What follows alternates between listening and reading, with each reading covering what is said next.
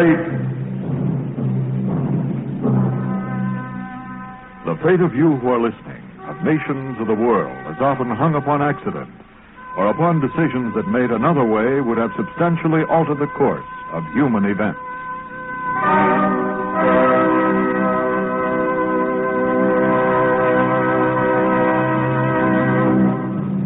Suppose by a stroke of fate, Hannibal had conquered Rome. Suppose fate had decreed that when McKinley ran for president, Theodore Roosevelt had refused to be his running mate. Would Roosevelt have ever become president? Yes, much depends upon a stroke of fate. And tonight, for the last time, we rewrite history as we present a dramatic conception of the stroke of fate that might have prevented the Norman conquest of England in 1066 A.D. On October 14, 1066, Duke William of Normandy defeated Harold of England, the last of the Anglo-Saxon kings at the Battle of Hastings, a decisive battle in world history and one that profoundly influenced the future course of England. But if fate had intervened, it is possible there would have been no Norman conquest. Our story, as usual, is true up to the stroke of fate. After that, speculation, based on historical possibility.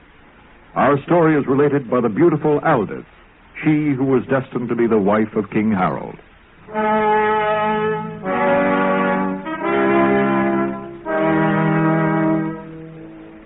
In the year of our Lord 1064, King Edward the Confessor sat on the throne of England. Edward being old and weak, the country was ruled by Earl Harold Godwinson, and he ruled wisely and well. Earl Harold in that year 1064 was shipwrecked with some of his men on the coast of France, being then imprisoned and held for ransom by Guy, Count of Ponthieu. Harold was ransomed from Count Guy by William, Duke of Normandy, and Harold and his men then rode to the Duke's castle, where he was greeted by William. I owe you much thanks, William.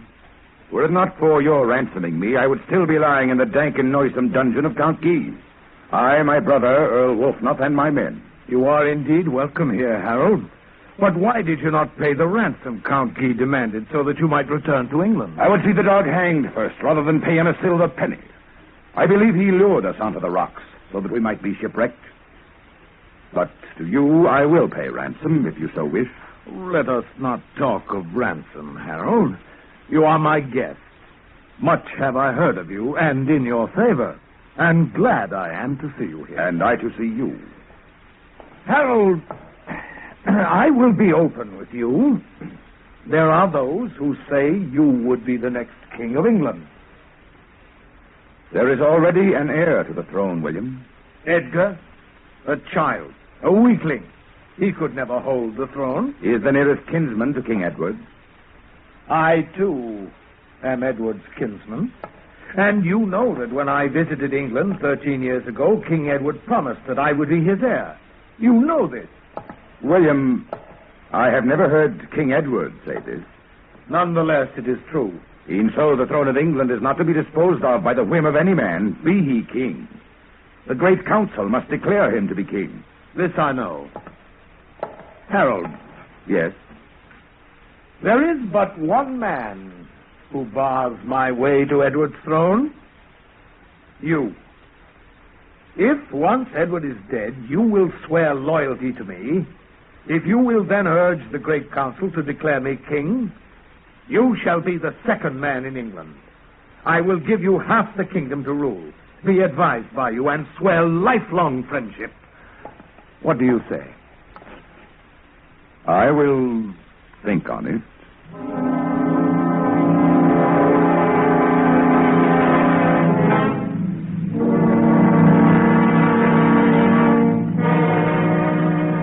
Earl Harold stayed that winter with Duke William and was royally entertained.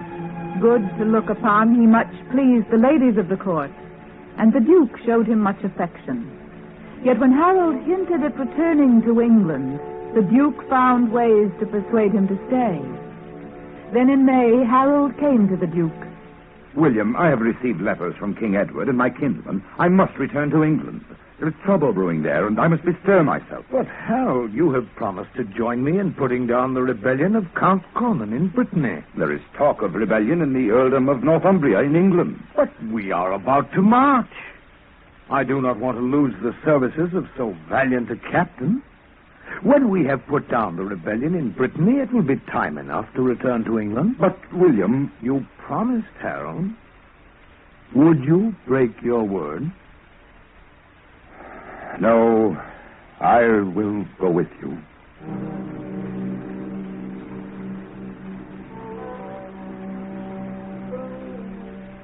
With Earl Harold striving nobly as a commander in Duke William's army, the rebellion in Brittany was quelled by midsummer, and the Duke gave Harold the highest honor in his power by knighting him on the field of battle.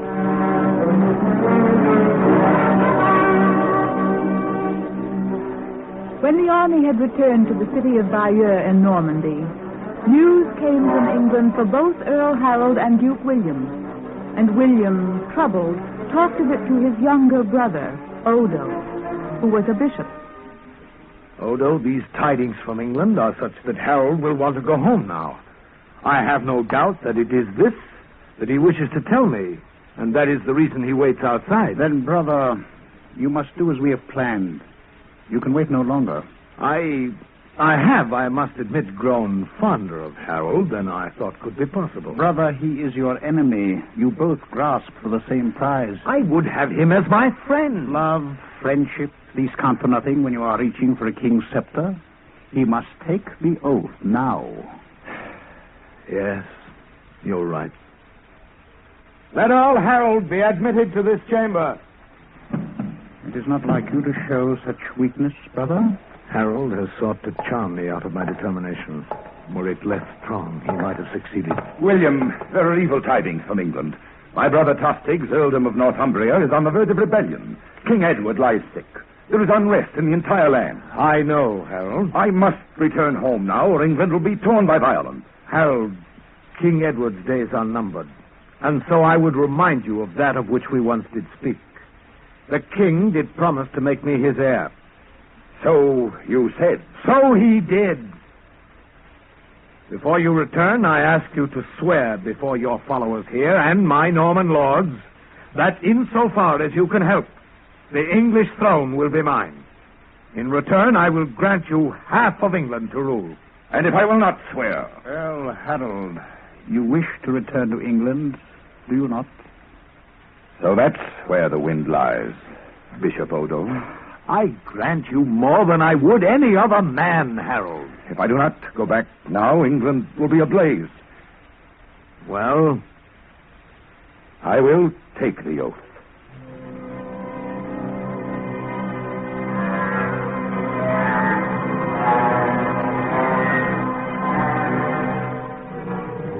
The following morning, before Duke William and his lords, Earl Harold swore the oath, laying his hand on a chest covered by a cloth of embroidered gold, on which there was a sacred book of the Catholic Mass, the oath being administered by the Bishop Odo.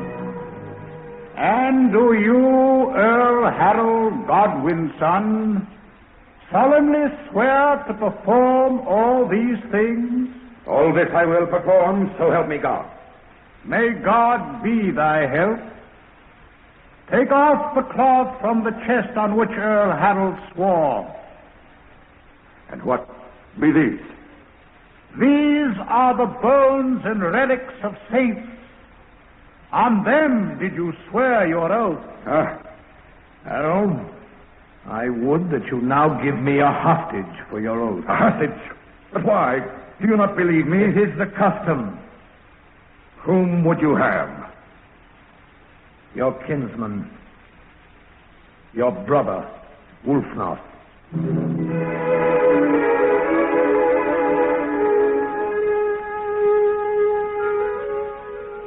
Harold had no wish to leave his youngest brother, who was in Normandy with him, as a hostage.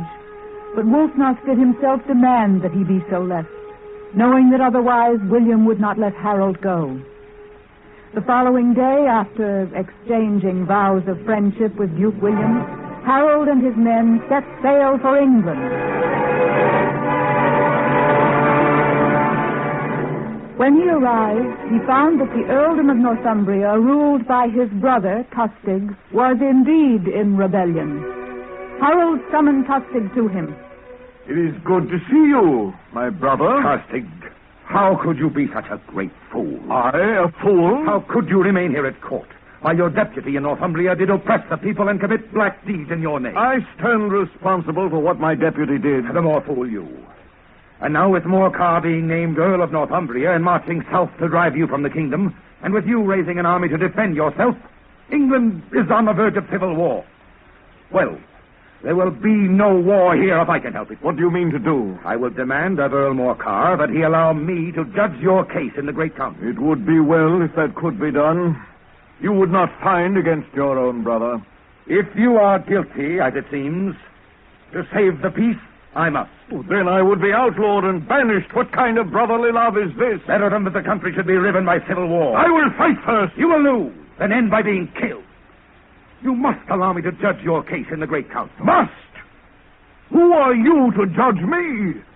You who did swear away the kingdom to Duke William and left our brother Wulfnoth as hostage for your oath. That oath was forced from me.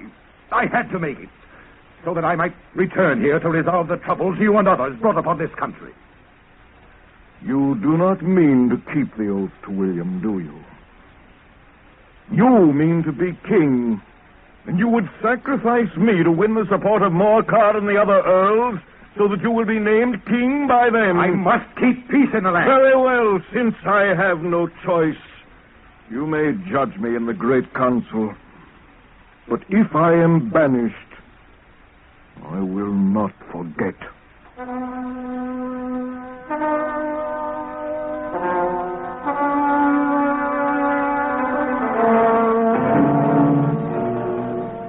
Tostig, banished from England, sought to arouse foreign princes against Harold and did not succeed at first.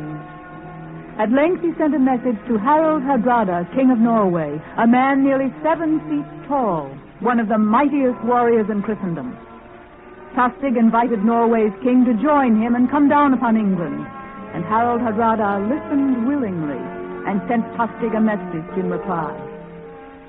Earl Tostig, many years ago my kinsman King Magnus of Norway and King Hardy Canute of England did agree that whichever died first, the other would succeed to his throne.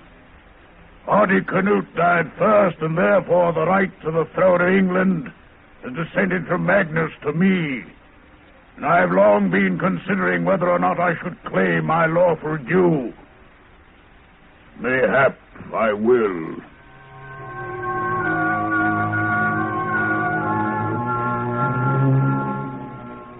For a long time had my brothers, Earl Morcar of Northumbria and Earl Edwin of Mercia in England, desired Harold to wed with me. And one day Harold came to me about this. Aldith, will you have me to husband? Harold, you have dwelt long with one woman, Edith of the Swan Neck, and you have had by her many children. Are you willing forever to put her aside? Yes, Aldith, I am. I must. And she would have it so. I know, Harold, that love plays little part in a marriage such as ours. You wed me to bind my brothers and their strength to you by ties of marriage. And this you must do if you would be a strong king. For you will be king. This land is rent asunder. Someone must hold it together so that England can be defended. I think I fell in love with you when I was but a little girl. Do you not love me a little? I will try, Aldith. I'm sure love will come in time. That was honestly spoken. Harold, I will have you, love me or no.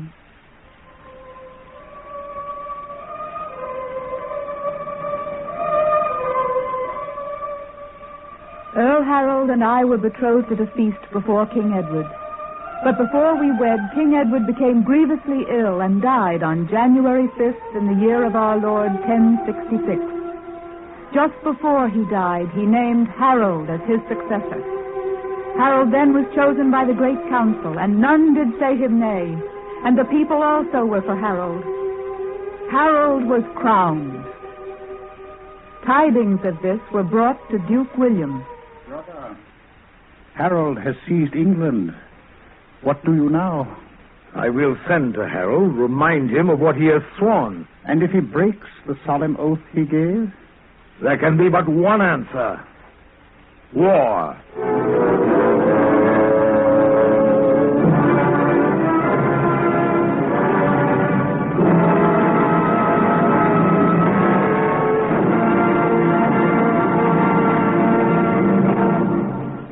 You are listening to a dramatic conception of The Stroke of Fate that might have prevented the Norman conquest of England in 1066 A.D. Our story has been true up till now and continues so up to the stroke of fate, which would have changed history.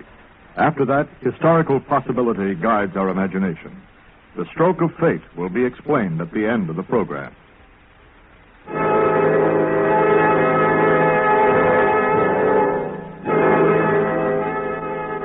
King Harold, Godwin's son, and I were wed in the city of York in Northumbria, the earldom of my brother Morcar. Duke William then sent an envoy to King Harold, demanding that he keep the oath he had sworn and turn over the kingdom. And to this Harold said, Tell your master, Duke William, that I have been absolved of the oath I took, or that I was compelled to take it. Tell him that I would be his friend, but that I cannot deliver up my land and its people to him. My people have said, we would rather have war than bow our necks to the yoke of a foreign king. We would rather die.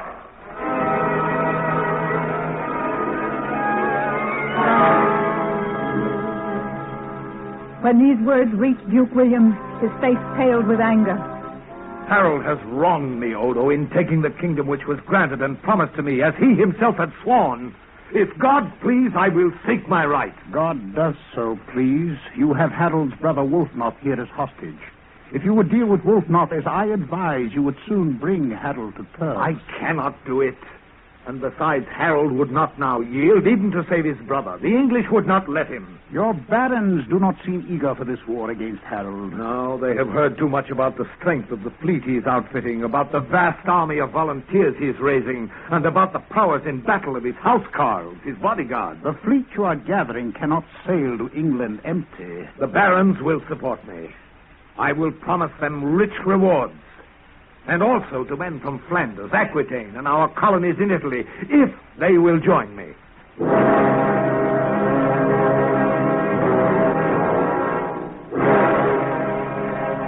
Earl Tostig, Harold's brother, came from Flanders to Duke William to urge him to attack quickly. My Lord Duke, now that you have raised your army, you find it hard to feed. Yes, that is true. You should attack before you run out of provisions and your men desert you. My brother Duke William knows what he is doing. I'm sure he does, Bishop Odo. But, my Lord Duke, every day you wait gives Harold more time to gather his forces. If you strike now, you will catch him before he is at full strength. What makes up Harold's forces? His housecarls, the king's thanes, and the levies of ships and land militia. And what is the length of the term for which the militia is sworn to serve? 40 days. Oh, I see what is in your mind. You think that with the need for their attending to their crops at home, Harold will not be able to hold them much more than the 40 days, and that he will lose the militia. Will he not? I would not count on it, not with Harold. I would still attack now while he is not at full strength. Tostig, you have brought with you ships and men from Flanders. Do you now make a raid on England, feeling out whether or not it is soft and Harold unready? If you find it is so, we will follow you immediately.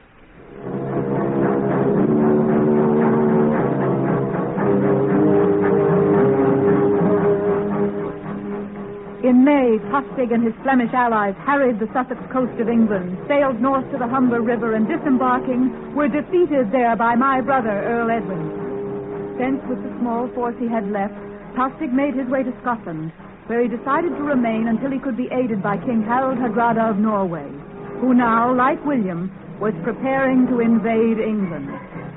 my husband, King Harold Godwinson, slept neither night nor day as he made ready for England's defense. Aldith, tomorrow I leave for the Isle of Wight, where our fleet is gathered. Pray for us, Aldith. Pray God that he grant William a fair wind that will soon take his ships to England. But why, my Lord Harold? I know from my spies that William hopes to wait until our ships' levies demand their dismissal so that they may go home and harvest their crops.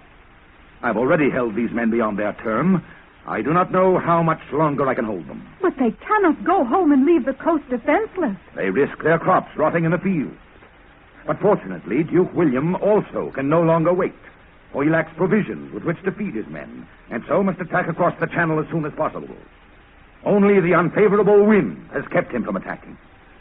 Please God it will blow, so that his ships will be able to sail here before those who man our vessels must go home.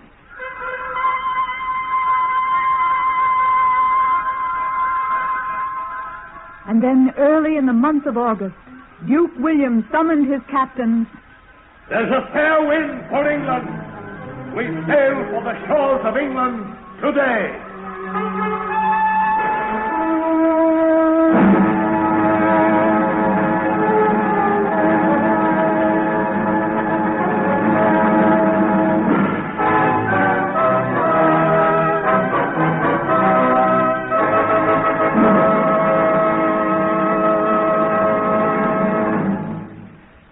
Harold, what a noble victory was this. I would hear of it from your lips. Aldith, we met them in mid-channel. The Norman ships, weighed down by the horses and the arms they carried for the invasion, were unwieldy and no match for our English vessels. And Duke William? I saw him die under a house-carved battle axe. Then England is saved. For now. But this fight cost many English lives.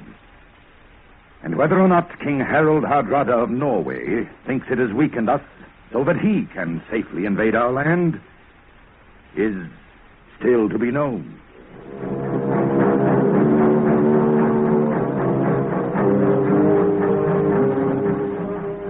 Three weeks after the victory of Harold Godwin, son of England, over Duke William, King Harold Hardrada of Norway with 300 ships sailed down the Yorkshire coast, harrying the land as he went. He was joined by Tostig, who had men and ships he had taken unto himself in Scotland.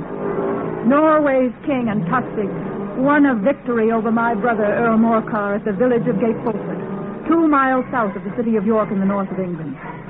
After taking York, they went to Stamford Bridge nearby and awaited hostages from York. But one morning, they saw a cloud of dust and heard the clanking of arms. What think you, Tostig? Whom do we face? King Harold Hardrada. It is my brother, Harold Godwinson. There is his standard. See? The golden figure of a fighting man. Harold has marched here from the south more speedily than I could have believed. Good. Your brother saves us the trouble of seeking him. The sooner we meet in battle, the sooner I become king of this England.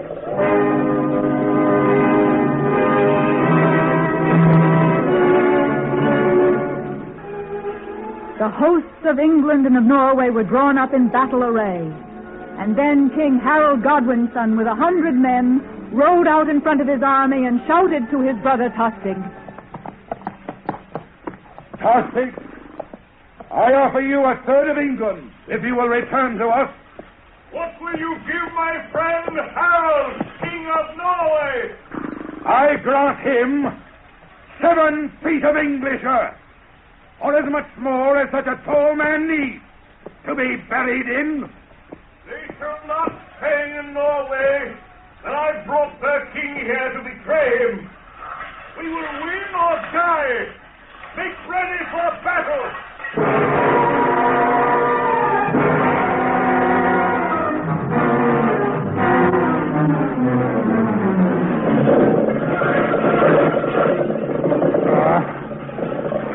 Tostig, pull out this arrow from my chest.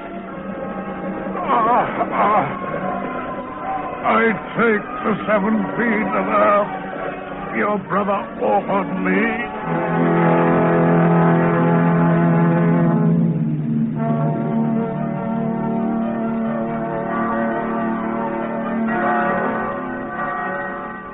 It was a great victory at Stamford Bridge, and all over England bells rang out in celebration.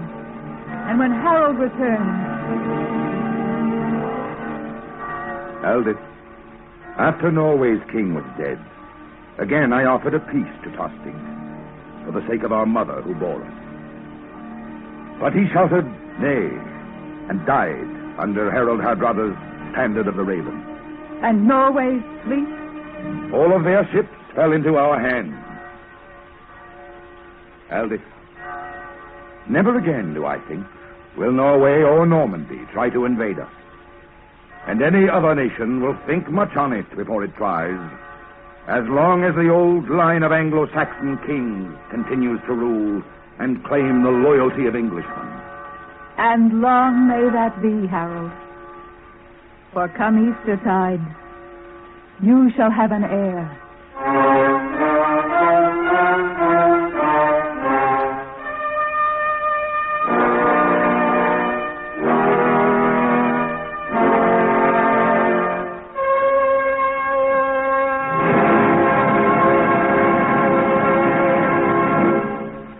Ladies and gentlemen, please recall these lines in which the stroke of fate occurred that might have indeed changed history.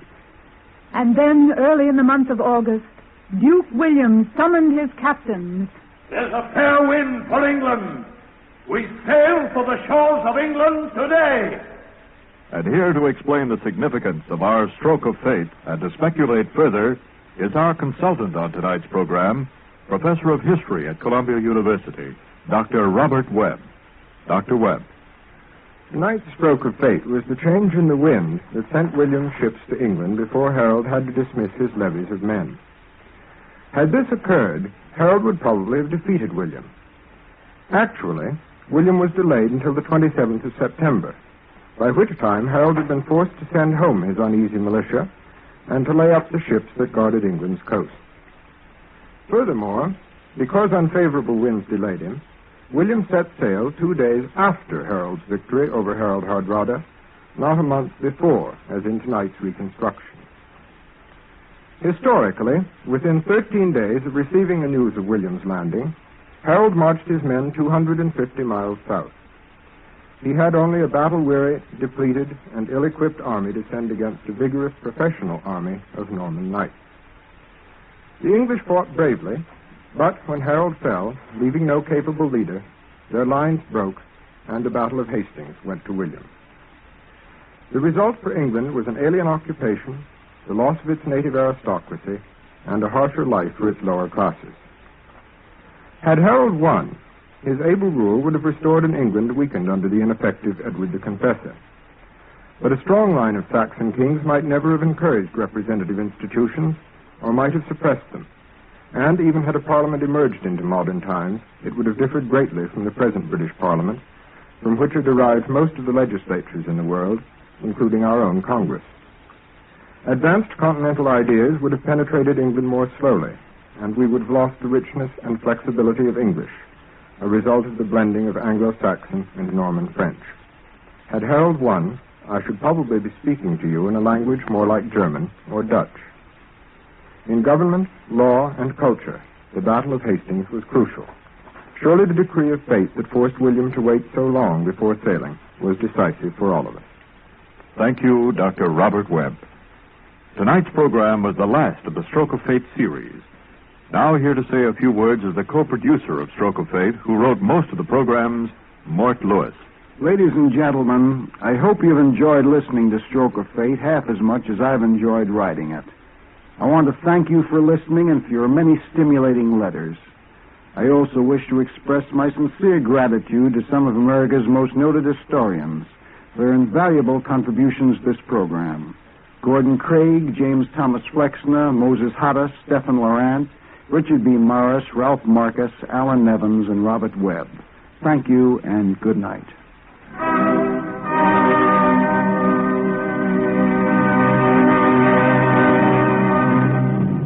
Featured in tonight's Stroke of Fate presentation were Carl Weber as King Harold of England, Joan Tompkins as Aldith, his wife, Everett Sloane as Duke William.